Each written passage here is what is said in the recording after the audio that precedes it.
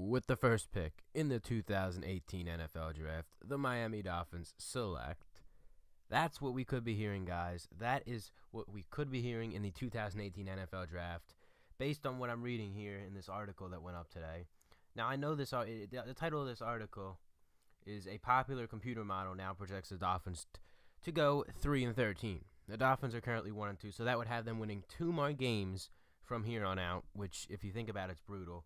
I don't know if I could sit through an entire season of that. But can you imagine if the Dolphins go 3-13? I mean, I've watched the Dolphins play bad football over the past few years, and they finished. And I mean, I'm talking bad football to the point where they finished, 7-9, 8-8, 6-10. But 3-13 is atrocious football. And based on what we've seen so far this season out of the Dolphins, what they've been playing, it is a 3-13 kind of team style football. That's what it looks like to me, because when you can only put up 1 touchdown in 2 weeks, score a total of 6 points in 2 combined games against 2 not that good teams, you got a problem. And that's what the Dolphins got on their hands. They have a big problem right now. And it's hard to believe we're here. It is. I would have never thought we'd be here talking about the Dolphins possibly going 3-13, possibly missing the playoffs.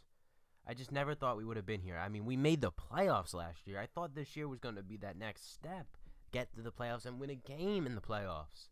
But now it's looking like we're going to end up possibly getting a top 5 pick in the NFL draft. Unbelievable. Just unbelievable that this is all the stuff that's transpired over the last month. I mean, it just cannot believe we're here. I think, and sometimes I'm really pissed right now at what I'm watching with the Dolphins. But then again, you got to think about it. They started off slow last year. They turned things around surprisingly. Nobody saw it coming at all.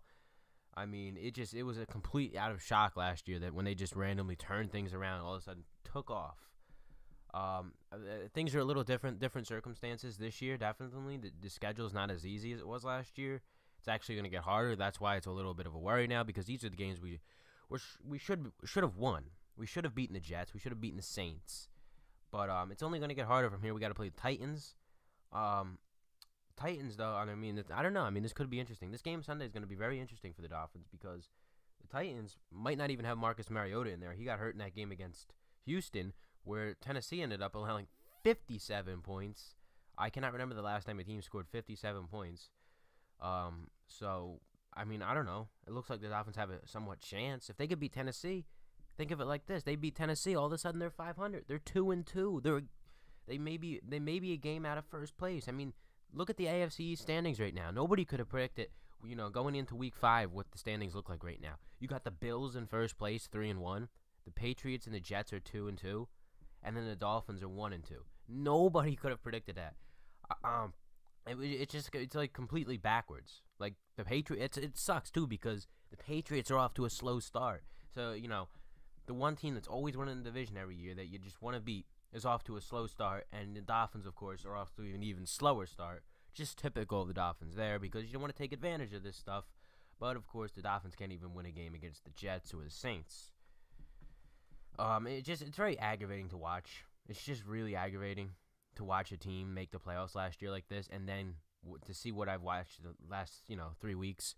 I mean, if it wasn't for the kicker on the the LA Chargers, the Dolphins would be 0-3 right now. And as a matter of fact, they should be 0-3. They played like shit in that game week 1. They got lucky in that one. But they went out there and got embarrassed by the New York Jets. And then they went out there and got even more embarrassed by the New Orleans Saints last week in London. That game was just probably one of the boringest football games I've ever watched. I feel like the effort's not there. I feel like you could just tell some of the effort's not there, that they're just not trying.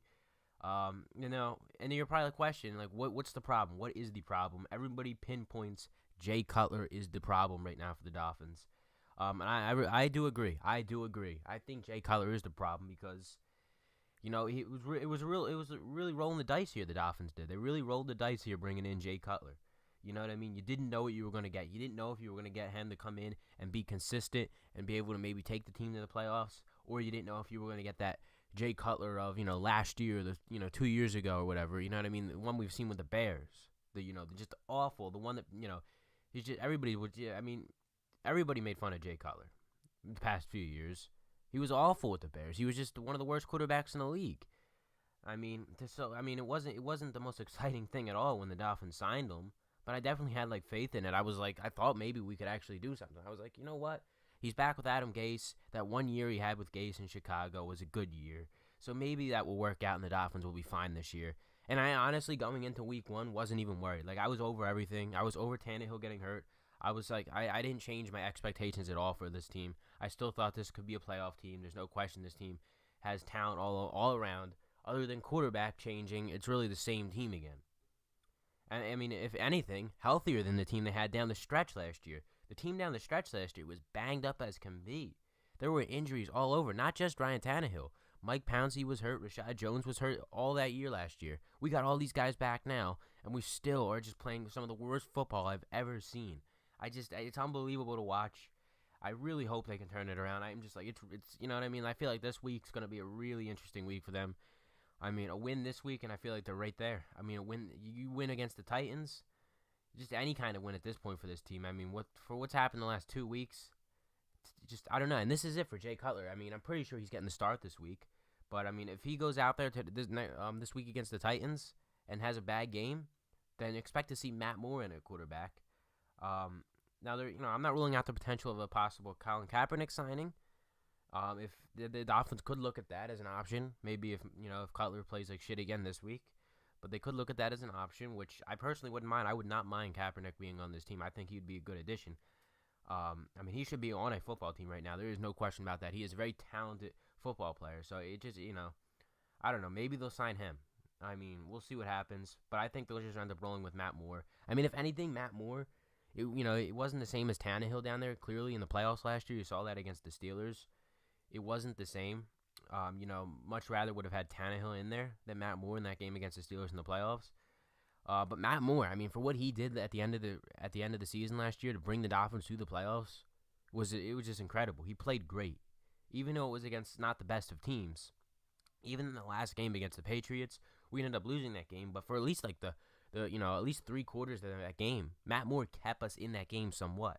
It wasn't a blowout completely. Then it kind of got out of hand in the fourth quarter, and it kind of it was that's that. But at least he kept us in the game. I feel like Jay Cutler can't even get us on the damn board. That's the problem. I mean, we can't even score points. The Dolphins have 2 touchdowns all season. Jay Cutler's thrown for 2 touchdowns all season. What's his name? Cody Parkey scored like 4 field goals week 1. That was probably where most of our points came from. We ended up scoring 19 points that game. He scored 4 field goals and there was like 1 touchdown from Jay Cutler. That's it. Week 2. 1 touchdown on the last play of the game, missed the extra point. Last week, nothing. Not even a damn point. 0. Not good at all. The offense is bad. The defense showed promise. Though, against the Saints. I will agree there. And then, I mean, you can say, they allowed 20 points or whatever it was. But, they were on the field for at least 75% of that game. I mean, they went into half. I think it was either 3-0 or it wasn't even a score on the board going into half or something. I think it was 3-0 Saints, but still, the defense played very well. Lawrence Timmons back. Byron Maxwell did not play, and Cordea Tankersley, the 3rd-round pick out of Clemson, he played good. Gase said he's going to be a starter from here on out, so hopefully he's able to, keep going and become maybe a star cornerback. We need a star cornerback. Our cornerback position is one of the thinnest positions. We have so many injuries there. We lost Tony Lippett in the preseason. It's really, I don't know. We could use anything at this point.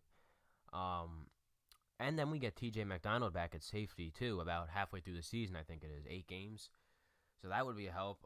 Just the defense played good. Hopefully the defense just continues to step it up. Especially if Marcus Mariota isn't playing against the Dolphins this Sunday, the defense that's a positive because it's most likely Matt Castle will start.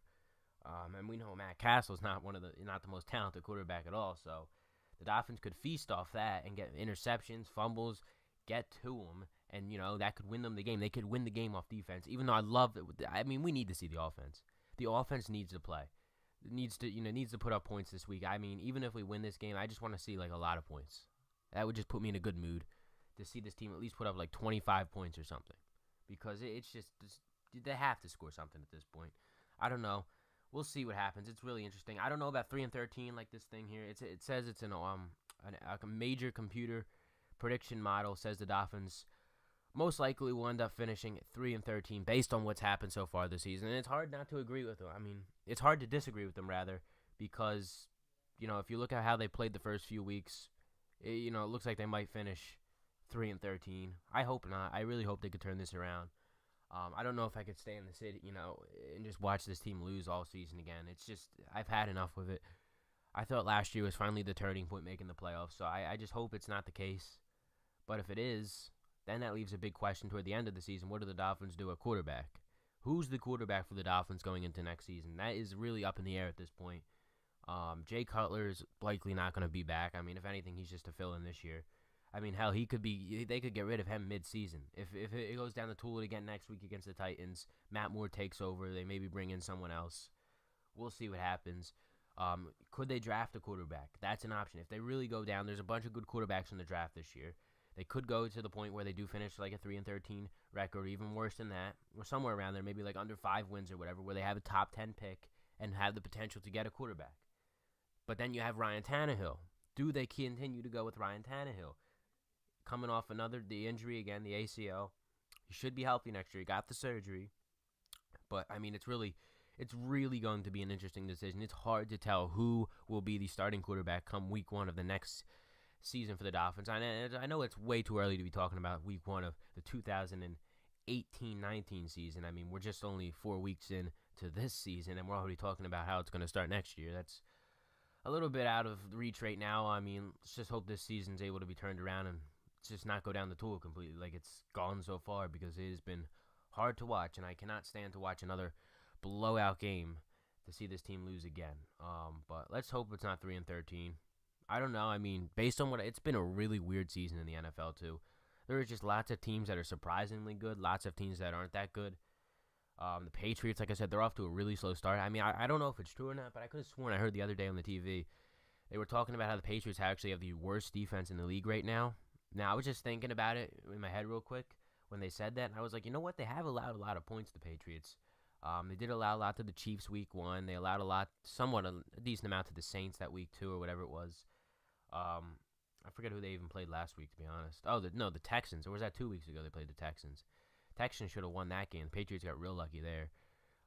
Typical there. But I don't know. Hopefully Patriots continue to tank. I mean, not tank or just lose. I don't want to see them win at all. I mean, if the Dolphins aren't going to win, I don't want to see them win either. I mean, hell, I don't want to see the Bills or the Jets win. I don't want to see anybody but the Dolphins win in the AFC East. But we'll see what happens. It's been really weird. There have been upsets left and right. It's so unpredictable this year. Nobody could predict anything at this point. It is just stuff's happening that makes no sense at all this year in the NFL. It's weird. But that's really it, guys. Let me know what you guys think of the Dolphins potentially going 3-13 in the comment section down below. Leave a like, subscribe, and I will see you later today right here on the Glorious Podcast.